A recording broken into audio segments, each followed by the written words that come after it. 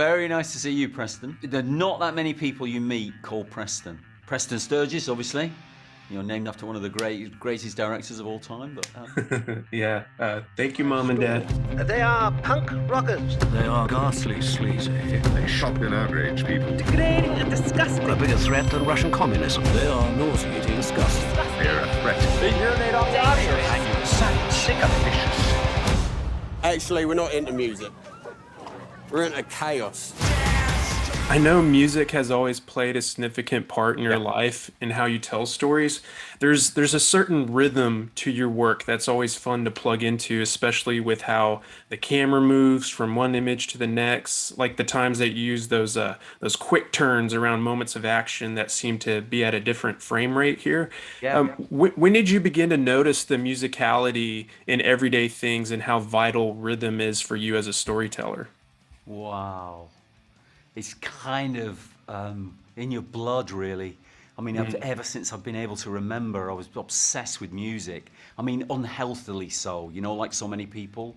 Like I used to get up, you'd be heading off for school at 7:30 in the morning. I used to get up at 6 a.m. to listen to Led Zeppelin albums and write out the lyrics if the lyric sheet wasn't in it, which they often weren't in those days. And I'd just chart, it's just not healthy. But it's obviously what you're building. Our musician who did all the music with all the guys that created the band and everything like that is a guy called Rick Smith from Underworld. Yeah, and right, he has this phrase he uses that music is the liquid architecture of our lives.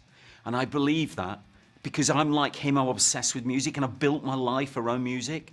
So the natural instinct when you become a filmmaker, you want to use as much of it as possible. And then you see somebody like Martin Scorsese doing it, needle drop music, introducing that into mainstream movie experiences and actually saying, declare the music. Use it as a tool. Don't hide it in the way that compositional music is normally invisible and it's manipulating you and you're not even aware of it. But actually declare it. Like, oh my God, it's the Rolling Stones. Or, oh my God, it's the Sex Pistols. Or, and you have these songs. And it's particularly true now because so many people who are going to the cinema, like me, have a whole lifetime of pop music that to dig around in for memories and for appropriateness and for illustration. So it's just become, it's almost like sight in a way. It's part of the language of cinema, for me anyway, is to build them around the musicality of songs. Yeah, well, thank you so much for sharing that. Like, I've just with the vintage footage here and the pop culture and the commercials, it's like this really unique video essay. And it just you have such a way of articulating character emotions without using dialogue, but the way that you cut it, and I don't know, there's some art to your transitions. Yeah, we love.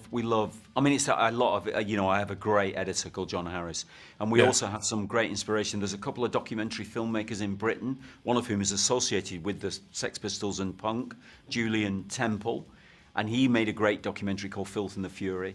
And there's another guy called Adam Curtis, who's a wonderful documentary filmmaker, and he uses archive in a way that brings it not as a way of going, that's back there, but actually uses it to make it bring that here, now.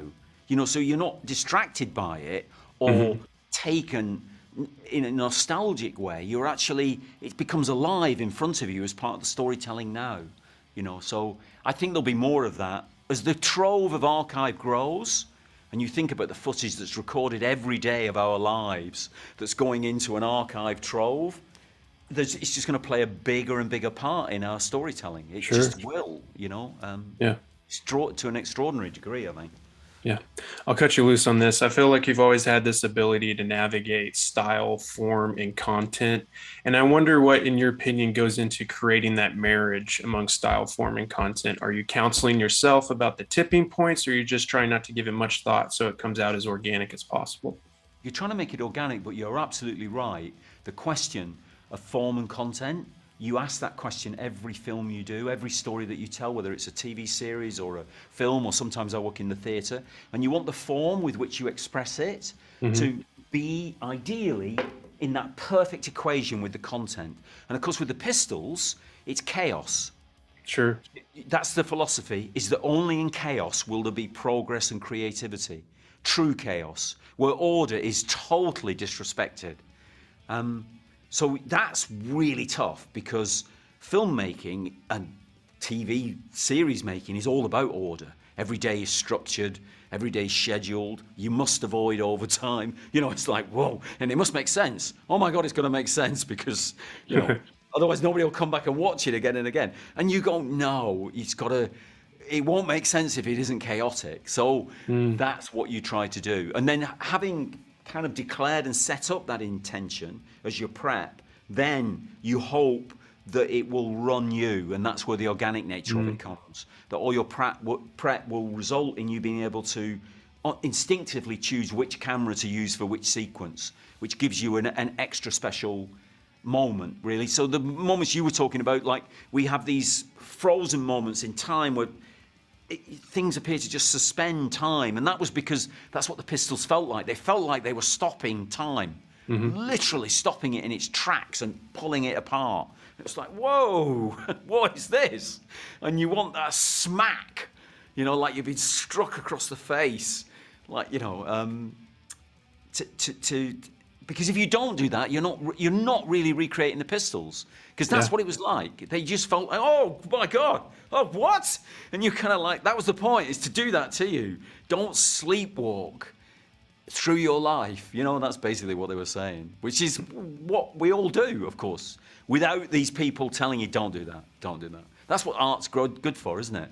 It says, don't do that, don't accept that matrix, challenge it. This is punk!